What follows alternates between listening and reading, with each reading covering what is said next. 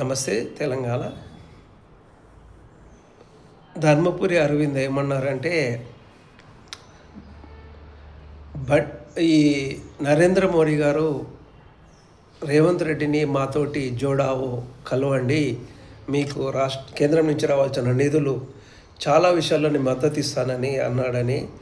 అంటే రేవంత్ రెడ్డికి శుభేంద్ర అధికారితో పోల్చుకుంటూ మీ ఇద్దరి మధ్యన ఏమున్నాయో స్కాములు, అందుకనే మీరంతా భయపడి బీజేపీ పార్టీలో చేరడానికి ఉవ్విళ్ళెడుతుండు రేవంత్ రెడ్డి అని గుర్తు చేశారు.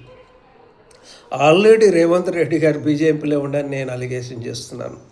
ఎందుకంటే 2023 ఎలక్షన్లో కాంగ్రెస్ గెలిచినాక 2024 పార్లమెంట్ ఎలక్షన్లో 14 నుంచి 16 సీట్లు గెలుస్తారని ప్రగల్భాలు పలికిన రేవంత్ రెడ్డి 8 సీట్లే కాంగ్రెస్ గెలిచింది, మిగతా 8 సీట్లు బీజేపీ గెలిచింది. ఈ బీజేపీ గెలవడానికి ముఖ్య కారణం రేవంత్ రెడ్డి కాదా? ఆయన ఒప్పందం చేసుకుండు, అసెంబ్లీ ఎలక్షన్లో మాకు సహకరించండి, పార్లమెంట్లో మీకు సహకరిస్తాను. ఇదే ఈ విషయంలో ఈ 8 సీట్లు తక్కువ కావడం వల్ల రాహుల్ గాంధీ ప్రధానమంత్రి కాలేకపోయిండు. మీకు సపోర్ట్ చేద్దామనుకున్న టీడీపీ, జేడీయూ ఇట్లా వెనకడుగేయడం జరిగింది. ఎందుకంటే మీకు సపోర్ట్ చేసిన బలం లేదనే ఒక్క మీద వాళ్ళు సపోర్ట్ చేయకుండా బీసీ నరేంద్ర మోడీని మూడోసారి చేయడానికి కారణమైంది. దీన్ని తెలుసుకున్న కేంద్రంలోని రాహుల్ గాంధీ కొరియన్ కమిటీ, గుర్తుపెట్టుకోండి ప్రజలారా, కొరియన్ కమిటీ అనే ఒక కమిటీని పంపించారు కాంగ్రెస్ అధిష్టానం కేంద్రం నుంచి.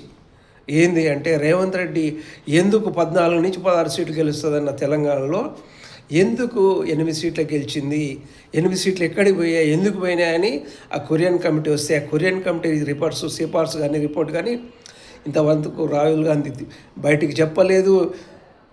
రేవంత్ రెడ్డికి భయపడుతుండా, కొరియన్ కమిటీకి విషయంలో మనం ఏమైనా చేస్తే ఉన్నది పోతుందని అనుకుంటుండా, వచ్చే అంతో ఇంతో సంచులు మూటలు అని అంటారు కదా బీఆర్ఎస్ వాళ్ళు, అలాంటివి అందకుండా ఉంటాయా అనే భయంలో రాహుల్ గాంధీ మిన్నకుంటూ కూర్చున్నాను నేను అనుకుంటున్నా.